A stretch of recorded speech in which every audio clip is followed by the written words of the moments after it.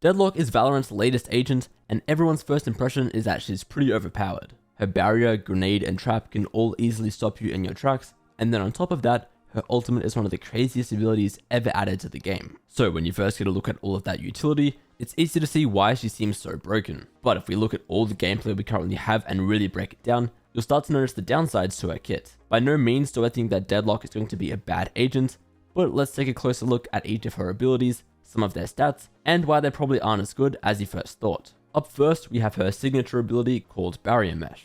You throw down this disc that generates 4 barriers in an X shape, and these all block character movement. Barrier Mesh only has one charge and there's no cooldown or any way to regenerate it, so this ability is very similar to Sage's Wall, even right down to some of the stats. Firstly, the Barrier Mesh lasts for 40 seconds, and it will have a fortification stage for the first few, where the origin points aren't at full HP, and they're easier to break. Based on this footage, once the disc lands, it takes about a second for the walls to form, and then an additional 2 seconds for the orbs to fortify. You can see here that there's a visual effect, and an audio cue for when they reach full HP.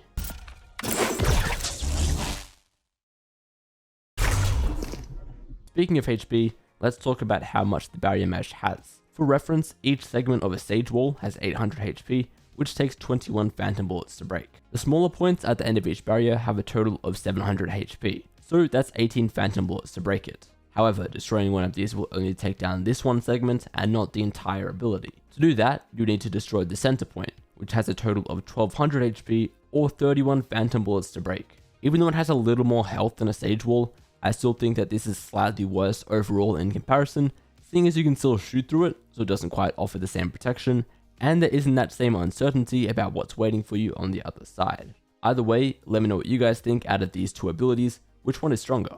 I think to get the most value out of Barrier Mesh, you have to be pretty creative with it. For example, you can do things like block off the spike, so that the enemies have to break through it to defuse. I'm pretty sure you can even stop an Astral Pool from taking you off the spike, so yeah, creativity is definitely key here. One last thing to note with this barrier is that a lot of utility can be thrown straight through it. Riot are actually giving me early access to Deadlock in a few hours, and I'll be making videos to show you exactly what utility can and can't go through this barrier. So if you haven't already, make sure to subscribe, because you don't want to miss all the videos that I have planned for Deadlock. Moving on to the next ability, which is Gravnet. You throw a grenade that detonates upon landing, forcing any enemies caught within to crouch and move slowly. The main use of this is probably going to be to slow down enemies as they try and rush into a site, or alternatively to combo with damage dealing abilities similar to a Fade Seize. Gravnet only has one charge. The net effect from this grenade seems to last either until the player is dead or until they remove their net. Also, I believe the slowing effect in itself is only applied to people who are in this field when the grenade detonates. So that would mean if an enemy walks in after that initial detonation, nothing happens to them. If you are able to catch an enemy with your Gravnet, it seems like that effect will stay on them all the way up until they remove the net. If they do go to remove the netting, it'll play a loud audio cue to let you know. So this is of course good intel and gives you an opportunity to peek, but it's entirely possible they'll just tap the remove button to play the sound cue and then fight you when you swing out. It's also worth noting that enemies can't really leave the ring once they have the net on them, as once you reach the end, you'll just move slower and slower, so it's sort of similar to a Fade Seize in that sense, where once you're caught, you're stuck in that area. Because of that, like I said earlier, you should be able to combo this with things like a Gecko Molly or a Raise Grenade. Fade Seize does get the job done better because it takes away some of the enemy's HP, but Gravnet will still be a viable option. One thing I haven't mentioned yet is that pretty much every movement ability can help you escape from the net. Whether that be a Jet Dash, Raise Satchel, Omen TP, Yoru TP, even a Chamber TP, they can all basically negate this ability entirely. So while I'm sure Gravnet will still have its uses, overall not too crazy of an ability here. Next up we have her Q ability called Sonic Sensor, and this is her only ability to have multiple charges, as you can place 2 of these sensors down on the map. How they work is by monitoring this area for enemies making a sound, then if it detects anything like footsteps or shooting, it'll stun that entire area, which you can see just how massive it is here when you go to place it down.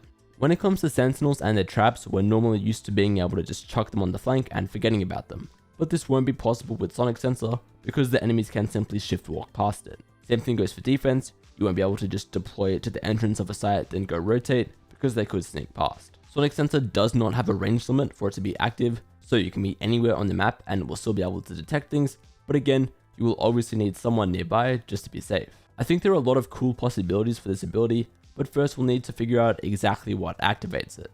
One thing we do already know is that planting or defusing the spike will cause it to stun. This was actually shown in her gameplay trailer. This means you can basically set it up to automatically stun the enemy as soon as they go to defuse, which does sound nice in theory, but of course it relies on them not breaking it. I imagine it won't take long for people to be very prepared for this ability near the spike, similar to how people clear Killjoy's nanoswarms now. I think the best place to use this ability will be anywhere that the enemy is actually forced to jump down, places like B side on ascent, out of hookah on bind, or out of drop on fracture. Once they drop down, the stun will go off, and you can swing out for hopefully a free kill. It's worth noting though that it takes nearly a second between the trap detecting something and then actually stunning, so there's plenty of time to turn around and break the trap, or alternatively, use something like a jet dash to get out of the way. Overall, I think how strong this ability is will come down to how creative you are when placing it, making sure you're switching it up every other round so that the enemy doesn't know where to look, otherwise they'll just break it and you won't get any value. Finally, we come to Deadlock's ultimate called Annihilation, and it costs 7 ultimate points. You fire to unleash a pulse of nanowires that captures the first enemy contacted. This enemy then becomes cocooned and is pulled along a nanowire path, dying if they reach the end. This cocoon is destructible though, so they can be freed. One of the devs said that this cocoon has a total of 600 HP, meaning it would take 16 phantom bullets to break it. The range of Annihilation is capped at 40 meters, so for reference, here is what 40 meters looks like towards B long on Pearl, or alternatively, 40 meters is the total length of B link. When this ability was first revealed, the first thing on everyone's mind was how crazy it would be in a 1v1, since there's no one there to break it for you. So if you're the last one alive and you get hit by Deadlock's Annihilation, there's nothing you can do, it's over. But that's assuming you actually get hit by it. You can see in this clip here from Boney that it's actually relatively easy to dodge it. It'll obviously be strong in a scenario where you need to defuse the spike, but still it takes a second or two for her ultimate to equip, and I honestly don't think it'll be much different to versing like a Brimstone or a Sova in a post plant, where you simply have to try and take them out earlier in the round, or find where they're hiding with their ultimate. One thing I haven't seen people talk about yet is just how good this ultimate is for picking off aggressive enemies on defense. Say for example someone is playing for a market on ascent, I'm pretty sure it's possible to ult them all the way from tiles, and there'd be similar places on most maps where something like that is possible. Even just now, I realized you could do this on an eco, potentially dragging an operator all the way to safety on your side of the map, which is pretty exciting. There are also some unique interactions, like how Annihilation will actually grab a Yoru clone if that's the first enemy it comes into contact with. Of course, you also have abilities like Reina's Dismiss or Jet Stash, which allow you to instantly get out of the way. This ultimate is going to be strong on release, and I'm sure people are going to hate it. But as long as you're keeping an eye on whether or not the enemy Deadlock has it ready, you should be prepared enough to dodge it. That won't always be the case, but again, you can't always dodge ultimates like Brimstones or Sovas either. Hopefully it doesn't sound like I think Deadlock is awful or anything, because I do definitely think, especially on release, she'll seem powerful, but not quite as broken as everyone seems to think right now. Again, you have to remember that in the official clips from Riot, these abilities are being used in their best case scenarios with no attempt from the enemies to counter them.